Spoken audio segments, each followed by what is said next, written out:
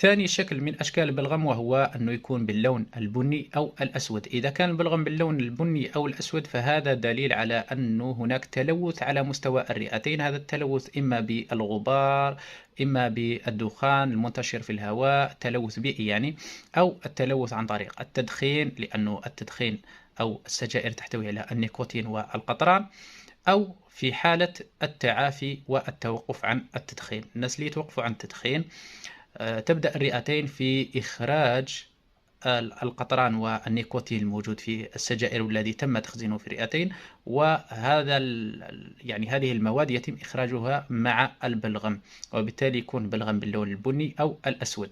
لهذا دائما لابد من تنظيف الرئتين